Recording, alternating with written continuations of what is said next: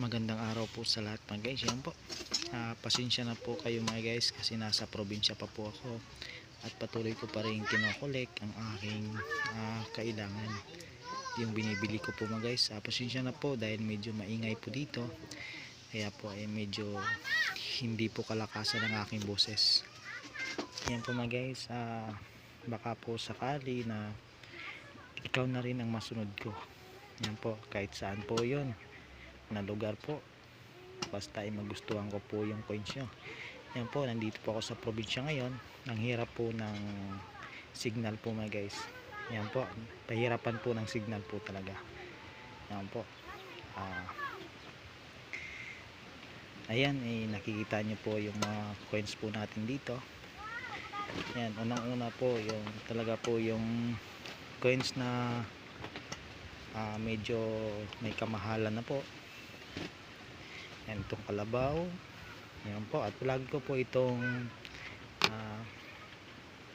sinishare po sa inyo itong kalabaw na to. Yan po, palagi ko pong sinasabi din po sa inyo kapag po yan na po magustuhan po natin, magustuhan ko po yung coins nyo, ay ako po mismo yung pumunta sa inyo at ako mismo yung kukontak po sa inyo mga guys. Kaya wag lamang tayo magsawa po na mag-send ng mga coins nyo. Yan po, kasing iba po at hindi po talaga mapapansin yung iba dahil nga po sa dami po nagko-comment sa atin. At wag lamang po kayo mag-message sa atin sa ating messenger kasi nga po hindi na po yung pumapasok yung iba. Kaya pasensya na po talaga kayo, ay medyo po maingay po tayo dito. Yan, ito po yung talaga pong kinokolik ko pa ngayon, kalabaw. Ayan, at yung ito, yan po mga guys, kalabaw din po na maliit.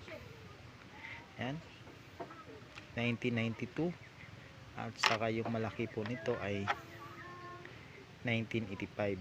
Yan po, ito po yung binabanggit po natin mga guys, yung mga coins na to na pinakita ko po sa inyo. Yan, at tinatalakay ko po sa inyo. Ito po yung mga coins na binibili ko. Ano po yung nakikita nyo po dito? Yun po ang binibili ko po. Kung tugma naman po yan sa taon, ayun po ang hinahanap po natin. Error coins, uncirculated, semi hard to find, hard to find. At meron po tayo mga taon na kailangan din po natin hanapin. Yan po, meron nga po tayo mga coins pero hindi naman po tugma sa taon. Kasi nga po mga coin collector po, talaga po ay yung taon po ang hinahanap din po namin. At sa tingin po namin ay napakaganda ng kondisyon ng inyong coins. Yan po mga guys, talaga po ay kukontakin ka. Yan po, ito po ay sa probinsya po ito. Ito po na nakikita nyo po ngayon. Yan, ito po yung mga coins na binibili ko. Plan na po yung 50 cent. Itong 50 cent, yan po. At patuloy ko din po ito kinokollect po sa ngayon dahil nga po kailangan ko pa po mga guys yan. At hindi ko naman po ito i-share po sa inyo kapag hindi ko na po kailangan. Yan po mga guys, lalo na po yung ito. Yan, yan po, kailangan ko po ito mga guys. 1891, 1991. Yan po. Ito po talaga yung coins na to. Jose P. Laurel po ito. Kailangan ko pa rin po ito mga guys. Yan. At ito naman po mga guys, yan. At ito naman po yung ito po ay silver coins po ito. Yan. Meron na itong kamahalan po mga guys, silver coins. Yan. At hindi ito pera ng Pilipinas. Yan, sa ibang bansa po ito. Yan po, baka sakali po na meron kayo nito, i-check ko po. Yan, malay nyo po ay yan na po yun na po yung coins na yan na medyo may kamahalan po. Yan po mga guys, ito po mga silver coins po ito. Yan, ang dami po kasing mga coins na kailangan po natin ko-collect.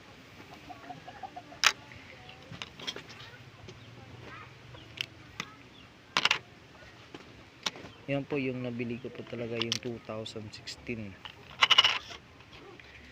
Yung 5 peso na 2016 po. Yan, ito po talaga ay hard to find na po ito mga guys. Ay napakahirap na po itong hanapin. Yan.